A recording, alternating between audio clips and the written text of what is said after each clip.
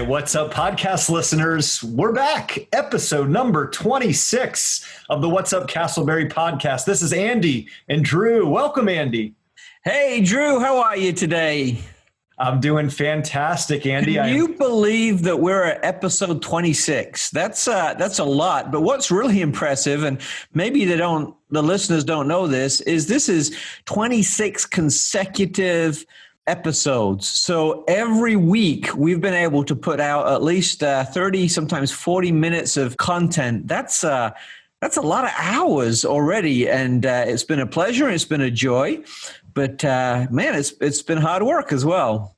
It has. And one of the things that we really love to do is put together a great lists of guests. And we've got several exciting guests coming up on the docket. Andy, you can share about that in just a moment. But today is going to be no guests. Today is just us freewheeling it. It's a Sunday afternoon as we're recording. It's summertime. We're just, we're going for it. You and I. Can we do it? I think so. We are kicked back, relaxed, and ready just for an engaging conversation. But we do have some structure to this conversation, correct? We do. Yes. Tell us quickly, give a teaser about some of the upcoming guests that are coming down the pipe here. Yes, that's right. So I'm really excited about our next two episodes after this one, where we are going to interview those who are running for the seats that are becoming available for the Casselberry Commission. We have two seats available, seat 4, which is currently held by Commissioner Hufford, and the mayoral seat, which is held at the moment by Mayor Charlene Glancy, and she has served for 3 terms. And after reaching the most important part of mayoralship, being a guest on What's Up Casselberry, she realized that she couldn't continue. Her term limits were up, and so we are looking for 2 new leaders on our commission, and we have 5 candidates who are ready to step in and lead our community. But this is an important role, and we are going to interview them. Same questions, same amount of time, and it will allow us and it will allow you, our viewers, to make an informed decision about who to vote for in the Casselberry elections that are coming up just in mid-August. So I'm really looking forward to those conversations. I'm looking forward to getting to know the candidates. And listeners, if you've got any questions that you would like us to ask those candidates, please drop them to us. You can email us. You can communicate through the website or through our social media platforms. But those are going to be some great conversations, Drew.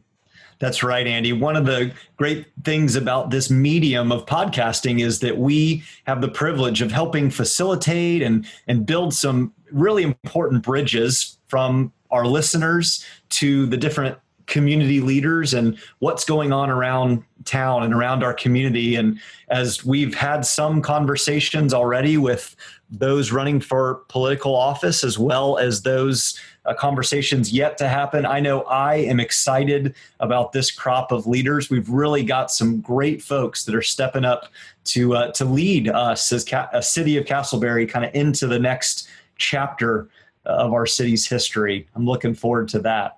I am rather disappointed, though, Drew, that, as we're talking with all these candidates, that producer Robin didn't throw her hat into the ring as a commissioner in our city. I mean, she does a great job of ordering us around and organizing us on the podcast. Robin, have you ever considered running for office? I just feel Casselberry is just not ready for my type of leadership yet. Maybe in a couple years when I'm slightly older, we can reconsider it, but... There is some breaking news, an exclusive on What's Up Casselberry, maybe a number of years from now, when Casselberry is ready. No, I'm ready. Robin's ready. When Casselberry is ready. Hashtag Robin Kepi 2024. Here we go. I'm on it. Yeah. Well, folks, we are a podcast that is for, about, and by Casselberry. We are local citizens and pastors in Casselberry. Andy and I are, who just desire to have good conversations about what's going on both in our city as well as the surrounding Seminole County, Central Florida region. And we love to have guests and friends join us for these conversations. So if this is your first time on the podcast, welcome. Invite a friend and make sure you check us out on our different platforms, social media, etc. We'll get to that in a couple of moments. So Andy, instead of our typical Casselberry in the news segment, I'm going to wait and kind of compile all the news to our main discussion segment. I thought, why not have some fun? This is a freestyle episode. Let's do a little word association. I'm going to put you on the hot seat. I have not given Andy these words in advance, but I am going to just kind of off the top of my head, I'm going to give Andy a word, and he has to associate another word that connects or maybe doesn't connect with the word that I give him. All right. All right. That's good. I'm ready. Listener, you play along as well. Let's see if we can see if we got much in common in terms of our association. I like that. Way to include the listener, Andy. Nice work. All right. We are for the people. That's right. They're for the people. Here it is. All right. The first word, peanut butter. Jelly. Very good. I like he was quick. Listener, you got to be quick on it. Peanut butter jelly. Excellent. Casselberry. Home. Oh, that was nice. I know. And all the connotations, when I said that, all the connotations of home as well, belonging and comfort.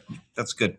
Robin, by the way, producer Robin, if you've got one, just jump on in there right after Andy. All right. I've got three more. This one's near and dear to your heart. I know, my friends. Soccer or football. Orlando City quarterfinalists in the MLS's back cup, baby.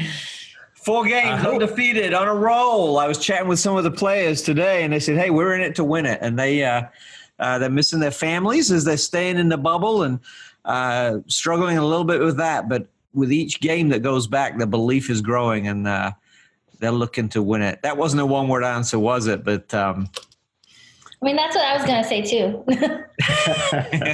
No, I love it. We've got pride in our hometown team, and Andy here is chaplain for the Orlando City soccer team. And yes, you're right. We are in the quarterfinals, the final 8 of the Major League Soccer tournament being back. Go Orlando City, on forward. All right, 2 more here. Maybe this kind of ties in as well. The word is future. Future. Better. Better. Yeah. Better. What did you say, producer Robin? Promise. Like it. Yes. Amen. It is better because of the promise. Mm-hmm. That's right. All right. Last one. This is going to really throw you off. You got to use your thinking cap. Okay. Shiitake mushrooms. Shiitake mushrooms. Are we allowed to use words like that on the podcast? This is a family show, Drew. Oh man, I would say digestive problems. I'm not a fan. Fair enough. Well, there you have it. There's a little bit. Andy was quick on his feet. Excellent listener. Hope you had some good insights there and thoughts as well. Hey, we want to hear from you, listeners. In fact, every episode, including this one, we like to hear from our listener question segment of the podcast.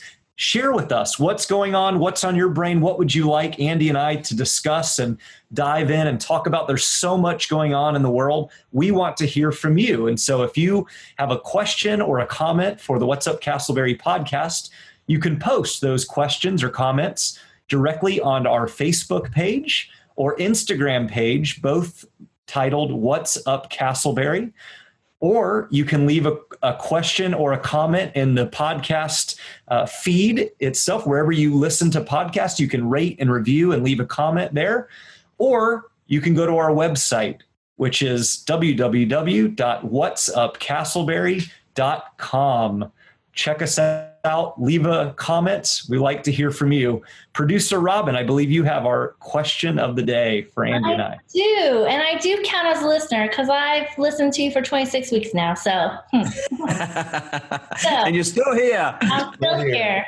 So my question is, what motivates you to keep doing this podcast? You're both very busy, pastors, chaplains, families.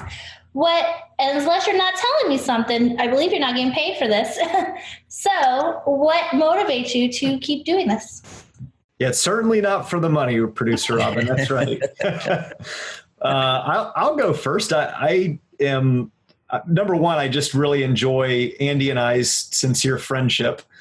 Really look forward to this time of connection and keeping up with one another. I feel half the time, a lot of our good conversation and jokes occur before we even start recording. When we're catching up and highlighting what's going on in our life. But really, for me, there's so much that is occurring and ongoing in our community that directly affects those that Andy and I and others are serving and ministering to and just care about.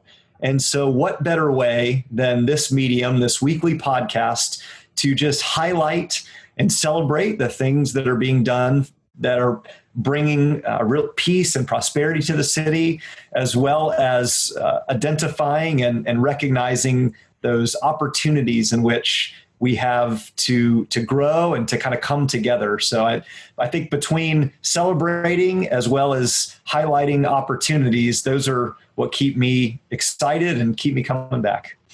Great question, Robin. Great answer, Drew. I think from my perspective, one of the things that I love about what we're doing is we're meeting a need in the city. And it's as that need is met that it actually helps everybody move forward and everybody become a little bit better. So for instance, I can't wait to air our episodes, our interviews with the candidates, because I think that leadership really matters and local leadership matters a lot as well. And it's important that our community makes the right decision on who to vote for.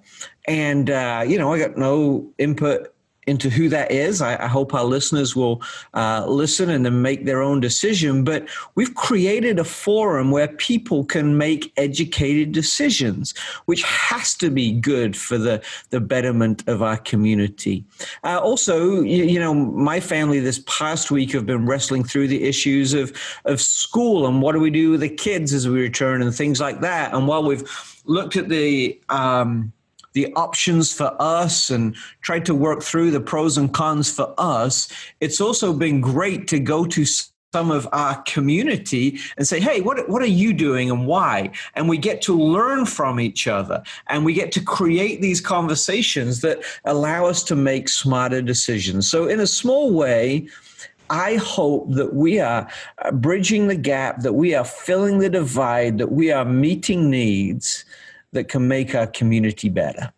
I think that's exactly right. And as Andy beautifully put it, we are in the process of more and more making these connections and building bridges. And, when we do that, it makes the community even feel that much more accessible. I think that would be one hope, is that as folks listen and ideally more listeners are inviting their friends and neighbors and more listeners are tuning in, we really are able to identify and recognize all that's going on in our community. And it doesn't feel as much out there or distant, but that we're working together for the common good of the city in which we live. So, Robin, thank you for that great question. At this time, we're going to move on from our listener question. Again, we'd love to hear from you listeners by the ways in which I mentioned above. And we're going to plug the need for today's sponsor. Folks, we have had the privilege of having two outstanding sponsors to this podcast. Being a sponsor simply means that you are a supporter, that you are for the work that's being done here at the What's Up Casselberry podcast. We've had Platinum Signs and Yesha Patel, as well as Kelly Financial Solutions with Travis Kelly.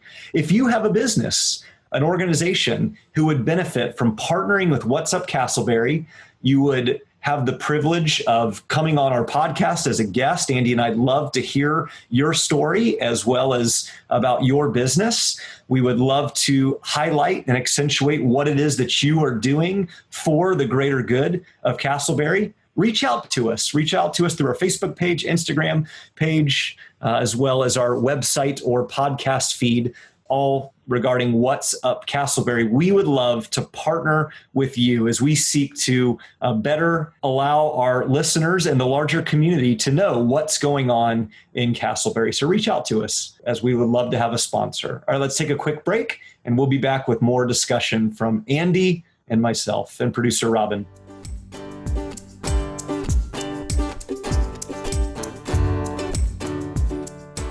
All right, listeners, welcome back to our freestyle conversation here on this episode 26 of the What's Up Casselberry podcast. Normally, we would have a guest from the community here in this segment, but Andy and I are going to just share about what's going on and just kind of freestyle it, freewheel it.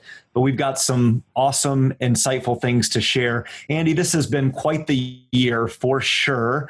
2020, there's seemingly things happening every day that are new and unique to us. I feel like it's such a rushed time that I'm very thankful for the opportunity to have a conversation with you and kind of maybe just spend a moment before we get into anything else, just reflecting back on these several months, kind of since the beginning or middle of March. Andy, are there any lessons that you specifically have learned in walking through this COVID pandemic that would be helpful to share?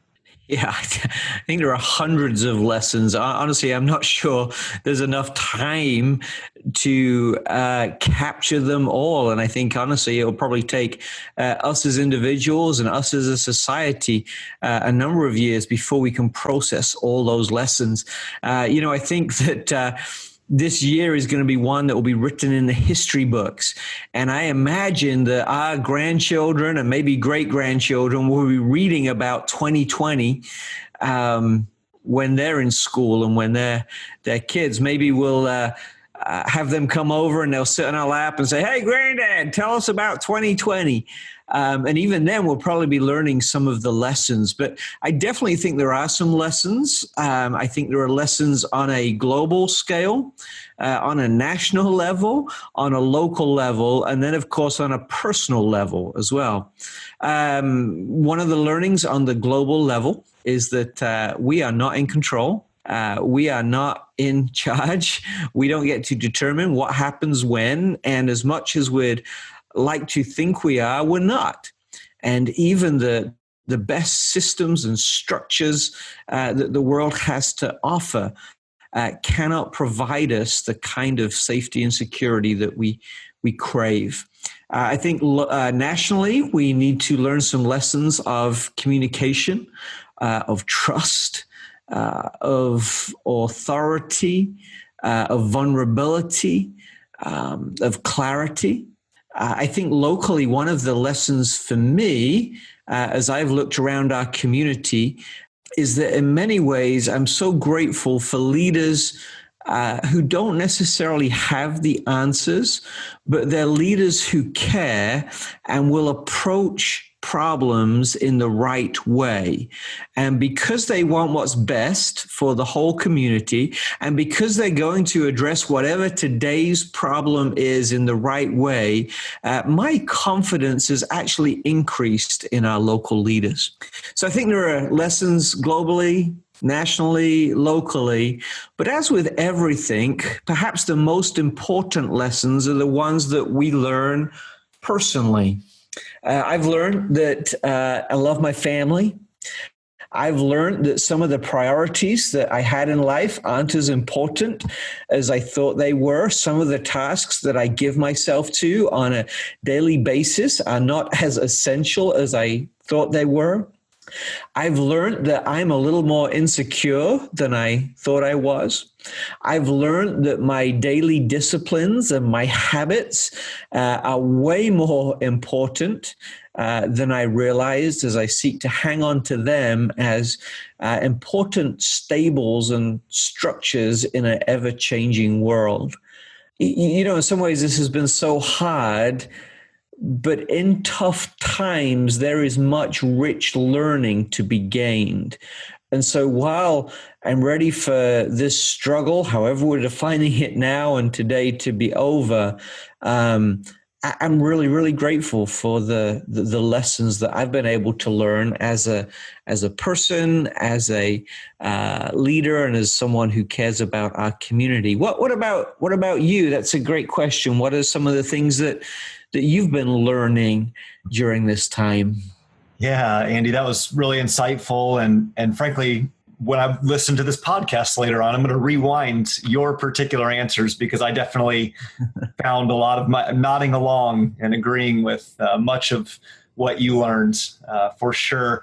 It seems like there is this point in each of our lives in which we think that, okay, I've now come to the place where I can be static, right? Kind of be content and restful, and yet the world is such that there's never a point in time in which we are truly able to say, okay, this is it. I don't need to do anything else, right? It's just the world is constantly changing. And I know that. So it's not necessarily a new lesson, but the pandemic has really taught me to keep a much more open hand in regards to things in the world, and particularly with the things that I'm called to do. That there's no doubt that I and you and producer Robin are called to be a part of the Casselberry community, to serve, to care for people, to identify how we can kind of plug in and make this a better place, seeking its peace and prosperity.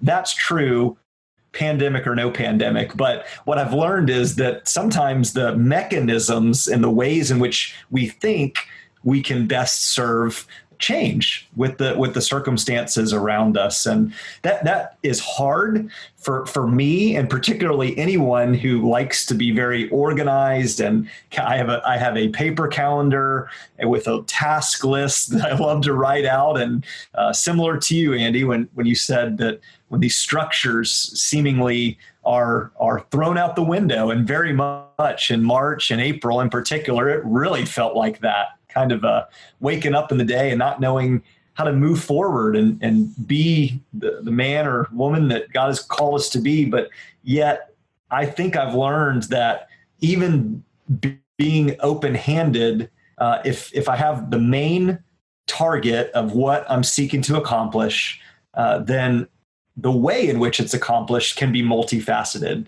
The fact that you and I right now and producer Robin are speaking to one another via Zoom, something that I had literally no familiarity with 3 or 4 months ago. And, here we are. We've been doing this for several of our episodes now. And that's been really cool, because it is not deterred. The pandemic has not deterred our goal, which is to share about what's going on in Casselberry through this medium. So that's been really neat. Drew, I've just been reading a book called Extreme Ownership. I've been reading a lot during this time. I'm an avid reader anyway. But one of the chapters in this book talks about a principle that is used in the military called commander's intent. And the idea behind it is this, that every time the military, a squad, a platoon, a battalion goes out to fight, they have a very detailed 1-page list of tactics and instructions. But right at the top of this paper is called commander's intent. And it's normally just a few-word mission goal. And this is there because those in the military know that when they're on the front lines, when they're in the battle, the best tactics cannot work, right? The enemy could spring a surprise. Something could come up that was unexpected. And so all the plans and the tactics have to be kind of, screwed up and thrown out the window. And in those moments, the military personnel have memorized the commander's intent and go back to that desire even when the tactics don't work. And so I feel in my life that I've been doing the same kind of thing. All the structures and systems and tactics that I had established for my organization and various organizations that I'm a part of didn't work in the battle that COVID has given. So I've had to kind of throw away the tactics and just go back to the commander's intent. What am I absolutely supposed to do in this moment? What's most important to keep my organization moving forward, to keep my employees engaged, to keep the projects rolling and moving forward? And one of the things we've had to do in the pandemic is throw away the tactics and the strategy, right? Because we're facing this unknown situation. But even though we're doing that, we shouldn't throw away what's most important. I like that a lot. That really applies both individually as well as in the larger organizational structure, even at the community level. And in terms of leadership, Andy, I'm going to jump a bit out of order here. We've highlighted earlier in the episode our desire and expectation to have conversations with several potential folks running for local office, the city commission seat 4, as well as the mayoral seat. And I wanted to just kind of discuss with you along those lines of leadership, and especially in this current season of life. What would you tell our listeners? How would you encourage them? Not who to vote for, but what are some specifics that you would encourage our listeners to really seek out and focus their attention on when it comes to this very important election and the season that we're moving into? Because it feels in various ways like this is an important, every election is important, but it feels like it's a new chapter in the sense that Casselberry has moved and grown and really reestablished itself. And now we're really at a place where we have the potential to thrive. What are some things, Andy, that you would say, kind of going along with what you shared from that book, that our listeners should be honed in on in regards to this upcoming? Yeah. So I'm not sure who the commander is on a local level, right? Obviously as a person of faith, I believe that we have an ultimate commander who's in charge of all things. But if you think about the role of president, right? The role of a president has one mandate given to him by the commander, right? To protect and defend the Constitution of the United States of America, right? From all enemies, on and on. On local level, I think the commander's intent, which is probably the residents of the city, is that our leaders are about seeking the peace and prosperity of the city. Right? Now, we know as pastors that that's a biblical mandate, but as you think through it and understand what that means, that's a mandate that makes all the sense in the world. A local community wants to be prosperous and it wants to be peaceful, right? It's almost like we as the citizens are saying to our elected officials, your job is to bring peace and prosperity to the city, right? Maintain that, protect it, enhance it, develop it, don't ruin it, don't threaten it. Right. So as I'm looking at those who are running for office, I'm asking the question, which one of them is going to best be able to help keep the peace and the prosperity of the city? Who's going to enhance it? Who's going to develop it? Who's going to protect it? Right? And so kind of unpeeling that onion a little bit more, if I'm looking for a candidate who can seek the peace and prosperity of the city, what are some of the things that we're looking for in those candidates? Well, I'm looking for someone with some wisdom. I'm looking for someone with a holistic understanding of how a city works. I'm looking for someone with some new, fresh ideas who's going to take us places we haven't been. But at the same time, I'm looking for someone with some experience who can not throw the baby out with the bathwater and continue to build on the great things that are happening within our city. Right? So for me, as I think locally, okay, what's the big goal from a commissioner? Seek the peace and prosperity of the city. What kind of a person can bring peace and prosperity? Someone with experience, with creativity, with innovation. I think we need someone who is thoughtful and wise, someone who can listen well and communicate well. As we've shared before, and part of our kind of birth story as a podcast is that we want to help communication in the city, and there's perhaps a deficit there. And I think that whoever is elected to these positions needs to address that. Again, because of those things, the next layer of the onion is I want someone that I can trust, someone with character and integrity. And unfortunately, in our society today, those traits are a little bit subjective. Well, I think I'm a person of integrity or character. Well, good for you. But really, there's a objective understanding of those words as well. That's a long answer to a quick question. That's right on. I think those are really well thought out things that you have experienced. How long have you been a resident of Casselberry, roughly? About 20 years. 20 years. Tracy and I moved here right after we got married. In fact, Tracy moved here a couple of months before we got married, so she's got a couple of months on me. But yeah, so really, I mean, you are just as good as many to speak to where Casselberry's been, where we currently are, and where we'd like to go. As a newer citizen myself, having been here for 4 years now in the city, I agree wholeheartedly with the both experience and creativity. There's been seemingly just a rapid rise of response to just some of the needs and the desires expressed from whether it be retail or just more opportunities for business, for play, for fun.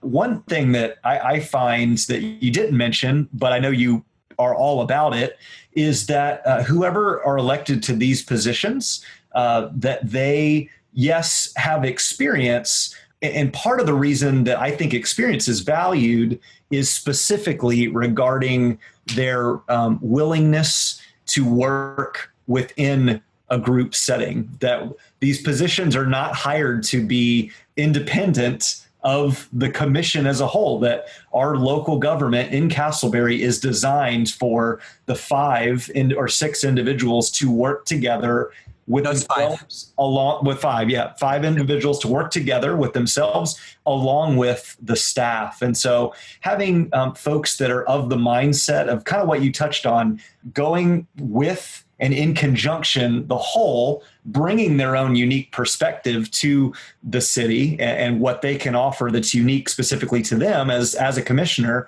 but to work with other commissioners for the greater good. So it's going to be exciting. I'm really looking forward to where we are going ahead. Yeah, I agree with you. And man, I can't believe I missed off that community part, because we really are in this together. And I think one of the strengths of our city is that we do things together and we work very hard not to silo any organization. And so what that does is that when difficult times come, it allows us to tackle problems together. Right? And Drew, to change subject a little bit to keep us moving forward, there is a problem in our culture that we're realizing again, and we need to address again, and we need to keep addressing until we can solve this, is this issue of racial injustice and racial brokenness and evil, racism. And so as that topic has come to the forefront again, our Casselberry community said we want to get ahead of this, right? We want to create some times to talk through these issues and strengthen what is right and brings us together, and see what we can do to remove that which doesn't keep us together, that which divides us. And so out of those conversations that our community had, perhaps you could talk to us a little bit, Drew, about the community conversations that have been hosted coming up this Sunday night, the first one. Talk to us about how, what they are, where we're going, and what those community conversations look like. Sure, absolutely. So we really step one from the city's perspective, not even the city, the citizens of Casselberry's perspective, was to rally around our both city officials as well as our local police, and to create an environment, a space in which to pray, in which to discuss, in which to encourage the fact that we are all in this together.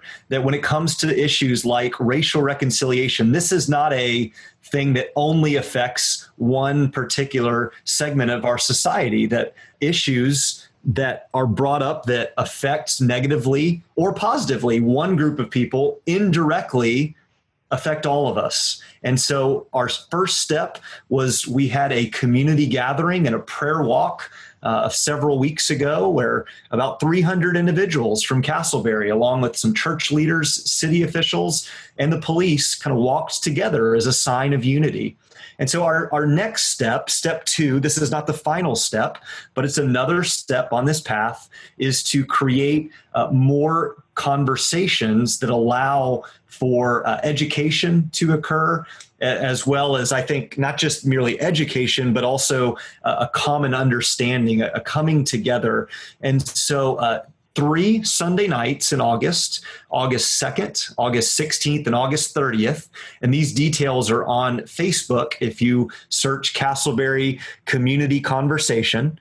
August 2nd, August 16th, August 30th, 3 local churches in and around the area are providing the scape and the scope to gather and discuss these issues of race, to kind of talk about, hey, what is the history of race in America? And our goal in creating these conversations was to form a diverse and well-rounded panel of men and women, various ages and various cultural backgrounds, to discuss what's the history of our nation and even locally in regards to race. And then the second conversation is focused primarily on current events and what has been going on, a lot of these buzzwords and difficult things that are entering into the social space. And then our third and final conversation is focusing on what can we do? How can we move forward together? And so I know, Andy, you and I are excited, along with other local pastors, Chief Krantz, along with city officials, and just the community. We're inviting folks to come out, or they can watch on Facebook Live and be a part of the conversation as we really seek to bring about this idea of community, that we can cry with one another, build each other up, encourage one another. In fact, very quickly, I know we've got to wrap up in a second, but Andy, you hosted a Zoom meeting last week where there was about 8 to 10 people on the call, and there were some that were Black, some that were white, some that were older, some that were younger. And it was incredibly encouraging to have people be able to share and ask questions and learn from one another. It was powerful. And this is going to hopefully generate more of that type of discussion and conversation as we seek to come together. Yeah, I hope so. I mean, the first step, as you said, was that we went on a walk together, and we prayed and we acknowledged that we're in this fight against racism together. But if all we did is walk, we're not going to solve the problem. So to follow up from the walk, we need to talk. And as you said, Drew, in our conversations, we've experienced some of the personal transformation that happens as people from diverse backgrounds get together and talk. So step 1 was walking. Step 2 is talking. And my hope is that our community will join us to talk about these issues, to own them, to learn, to understand, to grow. And so we're going to be doing that over the next few weeks in August. Find it on Facebook. Type in community conversation on race and reconciliation. It'll be on the What's Up Casselberry page. It's on happenings. It's on church pages and other areas as well. But of course, there's a third stage as well, right? We walk and we talk, and then we got to act. We've got to make a difference. We've got to stamp out racism.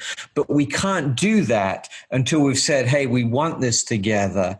And we've stopped and understood the issue together. And once we've done that, we'll be able to address it together. Yeah, very well said. And we're going to move on to our quote in just a moment, Andy, but a book I've been reading and encourage our listeners to enjoy. I just finished it. It's called One Blood by John Perkins. We quoted John Perkins recently in a previous podcast episode, but the One Blood, it talks about where it's so easy to make things about them and us, right? Separating, dividing, and lumping groups of people that maybe don't think like us or don't look like us or don't act like us and say, oh, those people over there. But when it comes to Casselberry, and then this is what Andy and I, our heart really is behind, there is no them. It's us. We are one, that we are all a part of making this a peaceful and prosperous place to live. So be a part of the conversation. Join us. It'd be great. All right, Andy, let's close out. We've had a great conversation. I think it's been a fun freestyle. I like mixing it up with you. Easy. Well, you've asked some great questions, and I probably kind of waxed lyrical a little bit too much. But these are such important conversations, and we don't have them enough. So I'm glad we've been able to speak about COVID and how that reflects on leadership and how leaders exist to bring us together. That's a good way to wrap up our conversation. Absolutely. Well, Andy, give us an inspirational moment for the people. Give us a quote, something to charge out into the rest of their week with. Drew, this quote has been one of my favorites for a long time, but it was only recently that I was able to attribute it to someone. And if I hadn't been able to attribute it to someone, I was going to steal it and claim it as my own. But this is what St. Francis of Assisi said. He said, "Start by doing what's necessary, then do what's possible, and suddenly you are doing the impossible." Start by doing what's necessary, then do what's possible, and suddenly you're doing the impossible. Here's what I love about that quote. As we look at some of the challenges in our society, they seem impossible. How do we solve racism? How do we create a new normal for us as we come out of COVID? How do we open up schools ensuring that teachers and kids are safe? How do we bring the numbers of COVID down? It seems impossible. But in order to do the impossible, we have to reverse engineer it. And before we can do the impossible, we do the possible. But before we do the possible, we got to do the necessary, right? So us accomplishing the impossible starts with us doing the necessary. In terms of racism, the necessary is that we walk and we stand together. The necessary is that we talk with each other. And before we know it, we'll be able to do the impossible. Amen. Well said. Well, folks, we hope you have enjoyed this episode of the What's Up Casselberry podcast, a casual conversation about our community. This podcast, as you heard from her earlier, is produced by our fearless and lovely assistant, Robin Kepi. Woohoo! The music you heard was provided by Jeremy Birdsall, graphics by Christian Moscoso. For more information, please check out our website, Facebook page, Instagram, or podcast feed, all with the name What's Up Casselberry. Would you like and subscribe to our podcast, rate and review us? And until next time, we hope you have a fantastic week.